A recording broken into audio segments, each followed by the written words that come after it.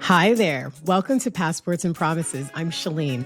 From stunning beachfront I-dos to secret travel gems, we're all about real stories from couples who took the leap and celebrated in paradise. Get ready for raw wedding tales, unforgettable laughs, expert travel tips, and those latitude lessons that only true travelers understand.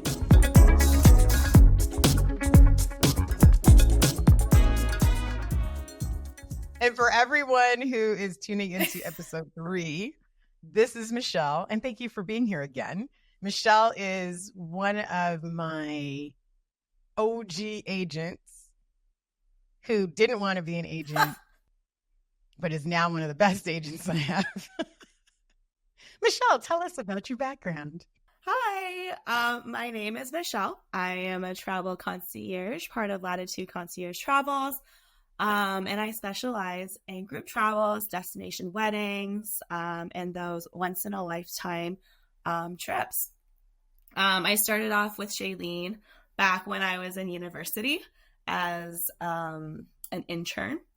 And I just ended up sticking around because I could. She wouldn't leave. I ended up sticking around because I ended up graduating during the pandemic. And then I just happened to stay here. She's skipping over like some cool stuff. So Michelle was actually accepted into the Marriott. Was it like management program? Yeah, it was like their graduate program for after university. Got laid off because of the pandemic. Did like 500 or 600 different applications during COVID as a newbie in the industry. Yeah. And then I ended up getting a call in the middle of my interview one day being like, you need to get your ticket. We're going to Jamaica. And that was the start of it. And for some reason, this job was... She has not left yet. Yeah, it was supposed to be part-time until I found a full-time corporate job and just never left. Yeah, it's kind of how a lot of us as second career have fell into this. Yeah. It's pretty funny. But Michelle also is not tooting her own horn. Michelle was one of my best, if not the best intern I had. And her program mandated that I sign their paperwork they needed. I don't know how many hours. Was it was like 100 30 hours. I don't know. It was something they needed. Yeah. So they would come to the bridal show and then maybe do some admin work. And then Michelle came back the next year and I was like, oh, guess she didn't get enough hours. And then Michelle came back the next time and I was like, Michelle, you haven't given me your form. And she's like, I just like it here. I'm like, what? Yeah, the bridal show was so much fun. I mean, of course, I loved representing your company, but then there's like the cake samples.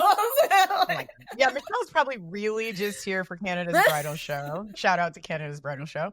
And Temptations cakes, because she would make sure that she knew where they were, which coincidentally, they're always like down the they were always close to us, yeah. So, day one, they're like, no, stop eating our cake. You're a vendor. And then by day 3, they're like, please take the come. Cake. We don't want to bring it home. Yeah. Michelle always seems to find all the food at the bridal show. She knows which rows have things. I tell her to always find me the wine. She doesn't always do, but on bubble tea carts. Yeah, and we got one year we had charcoal ice cream, which made my teeth. I remember that. That's a story for another day. We should have just a whole episode about the bridal show. Yeah, honestly. All the things we've seen. Anyway, so Michelle and I wanted to talk about clients who are thinking of destination weddings and things they should consider and some tips, but coming from our end, because the point of this podcast is to help people who are trying to decide what they want to do. So we had so many things we wanted to talk about. We could probably do this for like 10 episodes. Absolutely. To tell you the truth.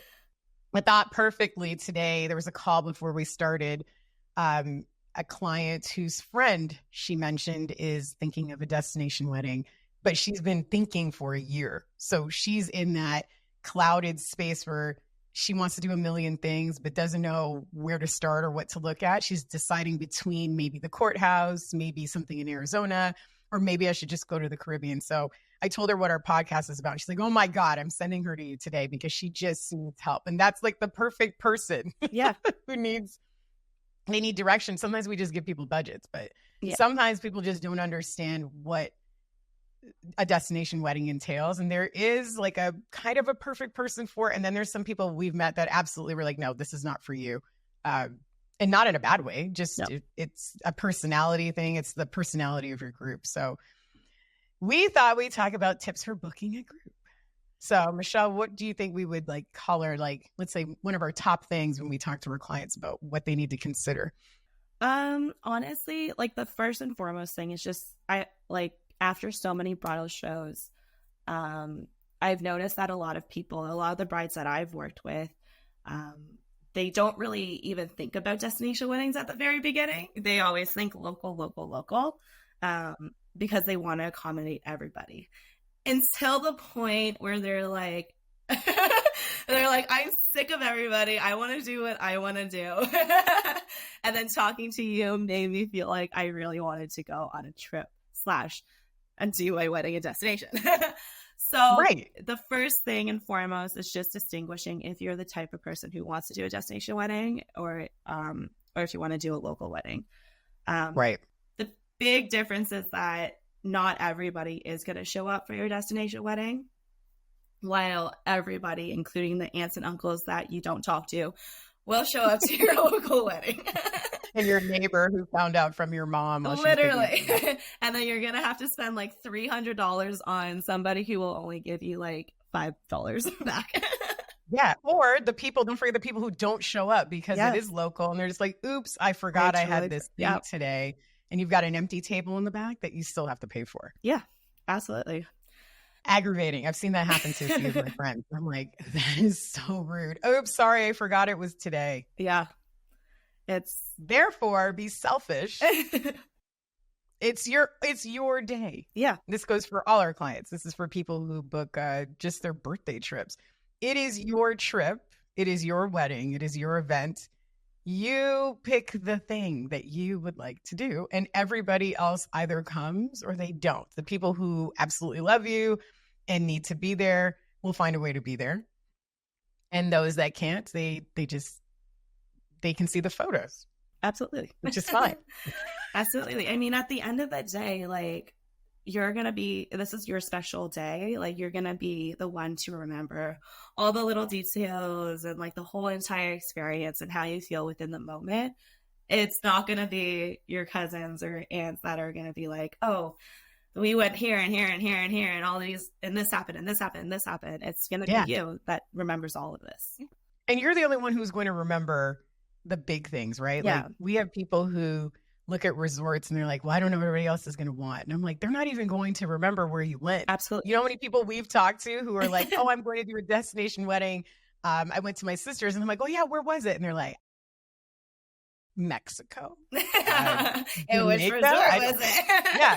Half the guests don't remember. Some people don't even know where they're going and they're making payments on the trip. They ask us like weeks before, like, where are we going again? So consider that it's not that important to them. They want to be there for you, but you have to pick the thing that you want and you love, and use some obvious caution. Don't pick, the resort that's $10,000 for the week and expect that people will come, but also don't pick the super budget motel because you want to make sure everyone can come, unless that's what you want. I mean, unless there could be a reason. You want. I think a good range is always in the middle. Yeah. Mid-range, like a lot of the resorts that we work with are mid-range, I would say. I book a lot of like the high-end all-inclusive resorts, like the Dreams resorts and even Sando sometimes. So that's a good mid-range and it accommodates a lot of people and a lot of their needs and wants, but still have so many choices for their ceremony and reception and all that stuff. Yeah, and their guests to upgrade, because there's always that friend who has to book the swim out or needs the master suite. And sometimes they don't book it, but that's just, what they'd like to consider. They think that they option. Want. Say they were going to get that room. I want the ocean front. But if we give them a resort that has options, then everybody feels like they can fit in somewhere. And, most people are very good at that part of the selection. Once we get down to it, they won't pick something that's like one room type. Yeah. Which is good. The other things I think you and I were rambling on about, were like best times of year to book. So there's different times of year to book for different reasons, but the one we focus on the most is price, because that's usually one of the biggest factors for people. So, and Michelle, you tell me if you've seen this change, because this is my typical mindset when I think through the year. So the times I tell people to avoid if they're budget conscious are the entire month of February, because it is like Valentine's month, and the resorts and tour operators have gotten smart. And even though I'll try to miss the 14th, they'll make the whole month expensive, right? So, and then there's brands like Sandals where February is a blackout date for promos, right? So not doing February. Okay, so then March is usually spring break or March break if you're Canadian. Correct. So then those prices are sky high because everybody's trying to use that time to take their family away. Avoid Easter weekend, wherever that falls, and that changes all the time. So it's either sometime in March or sometime in April. We always have to look that up. Then going throughout the rest of the year, the next times to avoid would be U.S. Thanksgiving. Sorry for our U.S. potential clients. U.S. Thanksgiving is also a blackout date. So if you're looking for any of your complimentary rooms, that's not going to happen. And then you're okay until festive, Christmas. So Christmas, New Year's, don't even try it. Some resorts won't even have a wedding during that time because festive is already a lot, right? So they're already probably having events every single day just to celebrate the season. So you just need to avoid those. Now, I know it is super romantic and everyone's dream to get married New Year's Eve, but that's just not a good time. Unless it's just going to be two of you. Yeah. And again, the resort can let just two of you have that. Anything that I missed, Michelle? No, I think you kind of nailed it. Honestly, like everybody always is scared of it being like bad weather or whatever in destination. But honestly, I've like always liked to travel during off season, like the September's, October's times, just because budget wise, it works. It usually tends to work.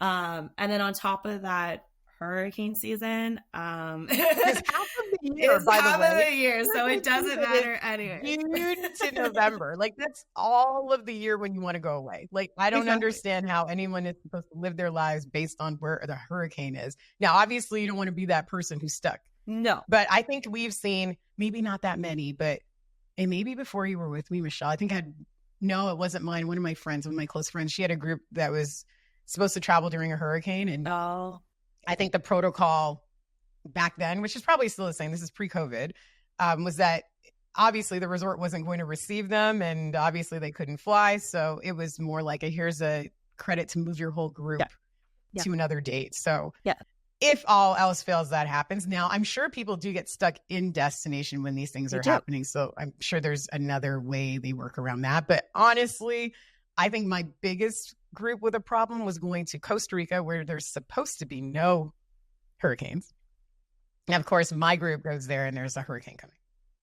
Well, it turned into a tropical storm, but even before they left, they were already, Air Canada Vacations was considering moving them to a whole other resort. And I'm like, this lady, like, she had customized everything. Like, there was no way what she had designed was going to work in the new resort. And so it was total chaos. So anyway, it worked. It all ended up working. The road was cleared. We went where we were supposed to go. And it was one of the most beautiful weddings ever. Yeah. And even if it does rain, typically it like rains for a lot of time and then it stops. Yeah. Rainy season isn't, although you will, like, Michelle, I'm sure you've had some client who's called you and said, no, there was this one time I went in and it rained. Of course, night, right? Of like, course. Of course, Murphy's Law will be that you'll meet that person. But but typically everywhere we've gone, other than Cabo, which is almost virtually no rain. Yeah. So that's really a big consideration. Cabo is the answer for you. It'll rain like maybe in the morning and you're not even awake yet. Well, if you're me, you're not awake yet. Or it rains before dinner or like in the middle of the day when you're at the pool and you're like, it's not usually a deluge of water. Yeah. And I also want to highlight that even though we like things happen, we can't control weather, mother nature, blah, blah, blah. A lot of the resorts that we do work with and that I typically tend to recommend, they usually have a good backup plan. Like a lot of wedding planners always have something in the back end just in case it ends up raining.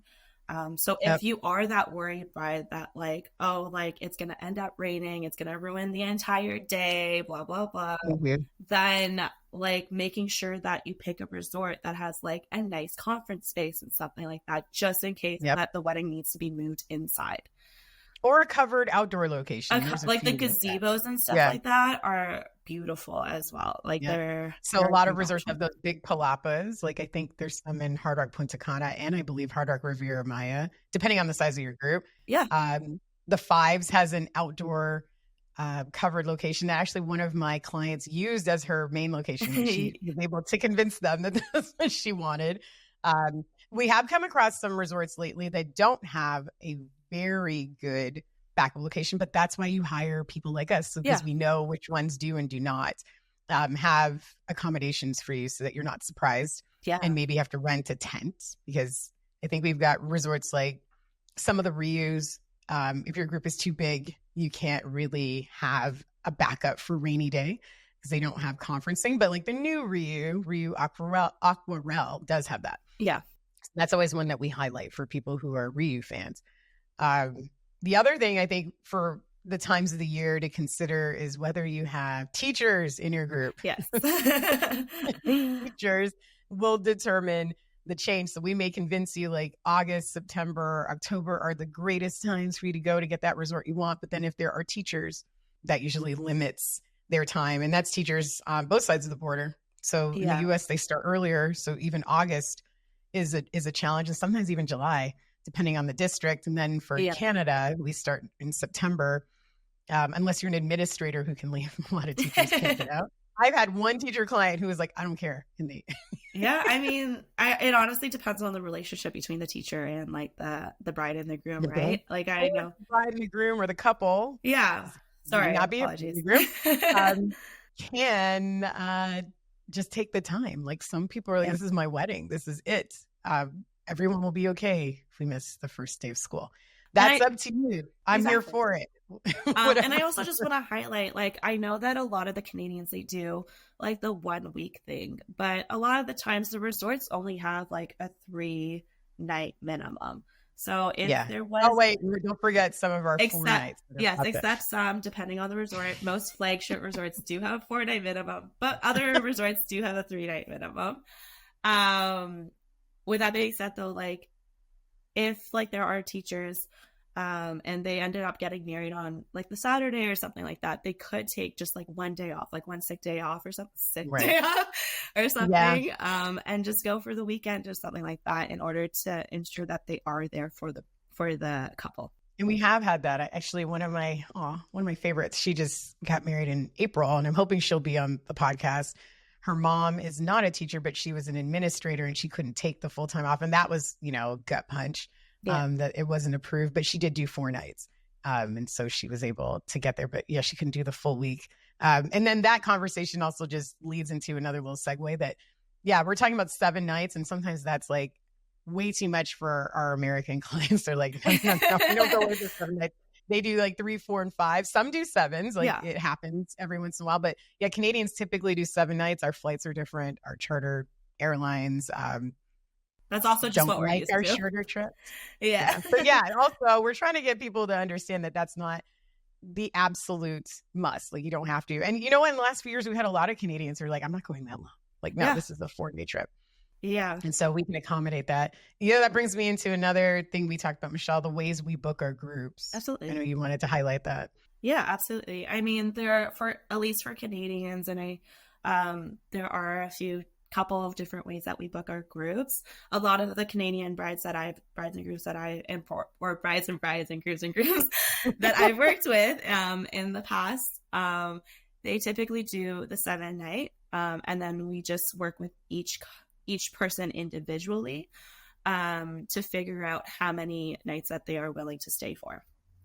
Right. The 7 nights is great because typically the all-inclusive packages is what us Canadians actually like, having all like the flights, transfers, and all-inclusive accommodation all bundled into one, just making it a lot easier so we know the final total.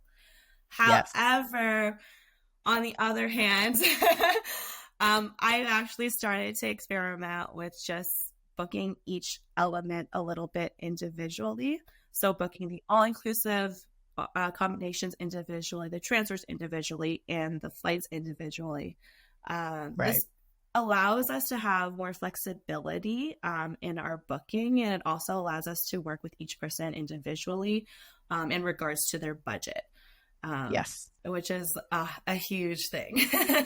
Yeah. So we talk to our clients early on and ask them what their group is like. Now, again, you may not know who's coming, but do you think people in your group will go for 7? Are these people that typically book that way? And so sometimes we'll already suggest that we won't do a package because it's now forcing people into, was it square peg into a round hole? Like they don't travel that way. So we'll sometimes make life harder on ourselves to accommodate the client because we would like to make sure your group is successful and that everyone's happy. If we know that there are people going to Portugal and some of them will be traveling to other countries after or before your wedding, then we won't package it. There's no reason to do so and then force anyone into a contract that we can't fulfill. So we'll find a tour operator that best suits your needs and book it that way. So right now we have a group going to Dreams Madeira and we're only providing initially hotel and insurance. And we will do the transfers at a later date because we're going to see what dates everyone is coming to the destination. And then we can get like group costs for like flights and all that. Yeah, and transfers and all that. And sometimes it doesn't happen that way. Sometimes everybody's flying on so many different dates that we just help everyone individually. We have an air concierge team now at our fingertips that we will be using. Yeah, thank God, to help everyone. That when you're ready to book your flight and I'm snoring and drooling on my pillow, there's someone there to help you. Yeah, absolutely. Yeah, so we're trying to expand our services. Michelle, before we go, is there like one other thing? And we'll do more of this later, but one more thing that we think that our couples, our group should consider when they're thinking of a destination wedding or a celebration? Well, can I highlight 2 things? Yeah. Go ahead. So number one, I know that a lot of people in the past that I've worked with, they always think it's going to be a hassle of like getting everybody there and everything. And that's probably like the number one reason to hire when somebody like us that specializes in destination weddings. Because we know like the wedding packages, like we know the resort managers and like the resort wedding planners and all that stuff. We made those connections. And so we're able to help you guide through that entire process. It's a little bit different than just planning a group trip. Right. It's to actually understand all of these different elements. The second thing I wanted to also highlight, and we said it in the past before, and we said it here again as well, but I think it's just so important because at the end of the day, it is your wedding. It's one time, or hopefully one time. 2 or 3, we're still here. And so like at the end of the day, like it is your wedding. The people who love you and the people who care about you will make it happen. And the people who are nosy. And maybe I'll just pop up too. Yeah, and sometimes we try to insert ourselves. But at the end of the day, it is your wedding. So do something that you love. Don't feel pressured by outside voices to influence your wedding because 5-10 years from now, this is going to be your memory. Theirs. Yeah, that's it. Thanks for coming. Well, here it is. Michelle, you have been a wonderful guest, wonderful co-host for episode numero 3. Michelle and I will be back. I don't know when, but we'll be back because we have so many more things to talk to you about what you need to consider before you have a destination wedding. And, I'll give you a little spoiler. Some of those things will be group size, expectations about your guests, and then your guests, what they should be responsible for. Tips for how to book your wedding, how far out to book your wedding. Like there's a ton of things we have. Like we could have done this for like 5 episodes. It probably still wouldn't have had enough time.